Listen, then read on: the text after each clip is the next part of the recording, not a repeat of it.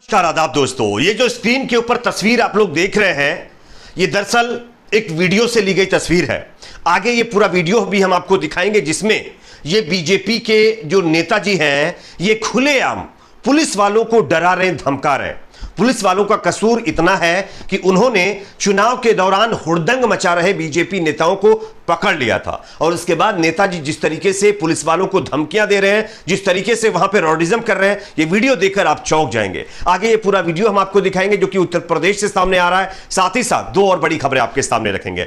दूसरी बड़ी खबर चुनाव आयोग को लेकर सामने आ रही है। जो चुनाव आयोग अभी तक तमाम मुद्दों पर चुप्पी साध कर बैठा हुआ था, जिस तरीके से चुनाव नियमों का खुलेआम उल्लंघन किया जा रहा था, कुछ नेताओं के द्वारा अपने बयानों के जरिए नेता लगातार चुनाव नियमों की धज्जियां उड़ा रहे थे, उस पर जब चुनाव आयोग को लेकर के लोगों ने सवाल खड़े किए हैं तो पहली बार चुनाव आयोग ने अब सामने आकर के, मीडिया के सामने आकर के बयान दिया है और उन्होंने नेताओं को नसीहत दी है। क्या कहा चुनाव आयोग ने, इनके बयान को भी सुनाएंगे। तीसरी बड़ी खबर आ रही है, मोदी जी का विदेशों में डंका कितना बज रहा है, इसको लेकर के पूरे देश में आप लोग देख रहे होंगे किस तरीके से एडवर्टाइजमेंट हो रहा है, लेकिन इसकी सच्चाई जो है ना वो बिल्कुल अलग है। किस तरीके से मोदी राज में देश को एक और बड़ा झटका लगा है, आगे ये खबर भी आपको दिखाएंगे। उससे पहले एक छोटी सी रिक्वेस्ट आपसे करेंगे दोस्तों, आपको क्या लगता है, क्या वाकई मोदी राज में देश का डंका विदेशों में बज रहा है? कमेंट सेक्शन में अपना फीडबैक जरूर दीजिए। इस वीडियो को ज्यादा से ज्यादा लाइक करिए, शेयर करिए। अगर आप चैनल पर नए हैं तो सब्सक्राइब जरूर कर लीजिए। सबसे पहले बात करते हैं इस वीडियो की जिसमें बीजेपी का नेता किस तरीके से दबंगई कर रहा है, ये आप लोग देखिए, उसके बाद आगे इसकी चर्चा करेंगे। देखिए ये बीजेपी के नेता।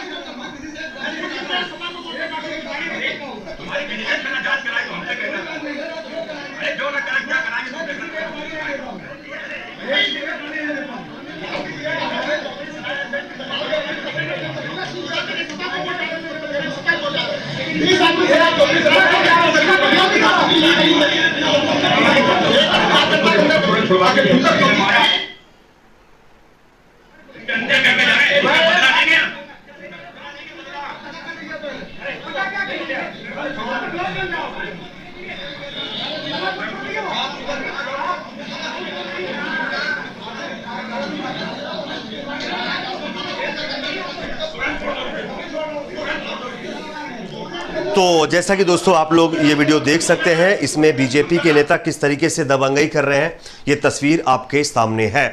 अब आप बताइए कि इस तरीके की दबंगई कहां तक सही है। दरअसल ये मामला कहां का है ये मैं आपको दिखा रहा हूं। जो है रणविजय सिंह नाम के एक्स अकाउंट पर यह वीडियो ट्वीट किया गया है। इसमें लिखा गया है, यूपी के एक बीजेपी सांसद का वीडियो वायरल है। इसमें बीजेपी सांसद यूपी पुलिस के अधिकारी को धमकाते हुए कह रहे हैं, तुम्हारी विजिलेंस जांच कराएंगे, बदला लेंगे बदला। यूपी पुलिस के अधिकारी का अपराध सिर्फ इतना है, यानी कसूर उसका सिर्फ इतना था कि चुनाव में हुड़दंग कर रहे कुछ बीजेपी समर्थकों को उन्होंने पकड़ लिया था और उसके बाद से जो धमकी आ रही है वो भी ऑन कैमरा, ये आप लोग देख सकते हैं। यह हाल उत्तर प्रदेश का है जहां पर कानून व्यवस्था को लेकर के अमित शाह जी और योगी जी, मोदी जी बड़े बड़े दावे करते हैं। खैर, इस पर आप लोगों की क्या राय कमेंट सेक्शन में बताइए।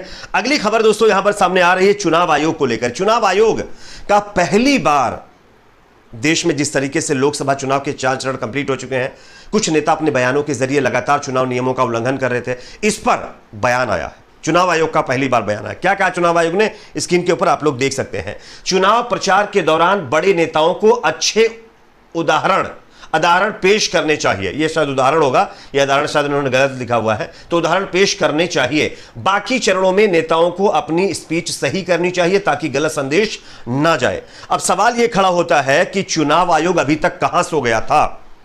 4 चरण कंप्लीट हो चुके हैं।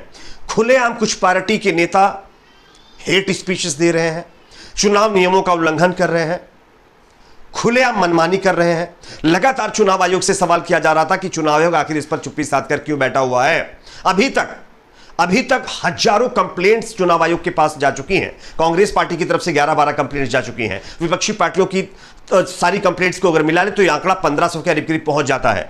लेकिन अब जब 4 चरण का मतदान, यदि आधा मतदान खत्म हो चुका है, तब चुनाव आयोग जागा है और उसने अब सिर्फ नेताओं को अपनी स्पीचेस के अंदर जो है एक तरीके से उदाहरण पेश करने की हिदायत दे रहा है कि आप अपने बयानों में आगे जो आप बयान देने वाले हैं उसमें एक उदाहरण पेश करिए कि बाकी चरणों में नेताओं का अपनी स्पीच सही करनी चाहिए ताकि गलत संदेश ना जाए। अब चुनाव आयोग को लग रहा है कि गलत संदेश जा रहा है, पहले कुछ भी ऐसा नजर नहीं आ रहा था। अब आप बताइए, यह हमारे देश का चुनाव आयोग है जो एक तरफ लोगों का आरोप है, एक तरफ तो कार्रवाई करता है, दूसरी तरफ चुप्पी साध कर बैठ जाता है।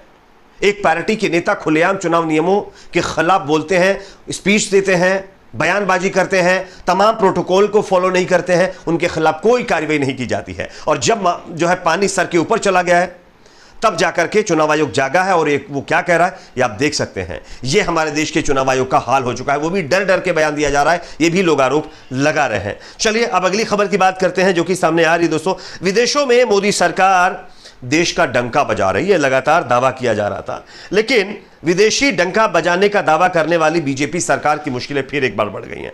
किस तरीके से, स्क्रीन पर आप खबर देख सकते हैं। ये ऋषि सुनक साहब हैं और इन्होंने क्या किया है और मोदी जी के डंके को किस तरीके से इन्होंने नुकसान पहुंचाया आप देख सकते हैं। ब्रिटेन ने दिया बड़ा झटका, 91,000 भारतीय छात्रों पर पड़ेगा असर, जानिए पूरा मामला। दरअसल मैं आपको बताता हूं पूरा मामला क्या है। यहां पर बताया यह जा रहा है कि सरकार की जो ये ऋषि सुनक सरकार है उसकी माइग्रेशन एडवाइजरी कमेटी ने ग्रेजुएट वीजा रूट को बंद करने की रिपोर्ट बनाई है।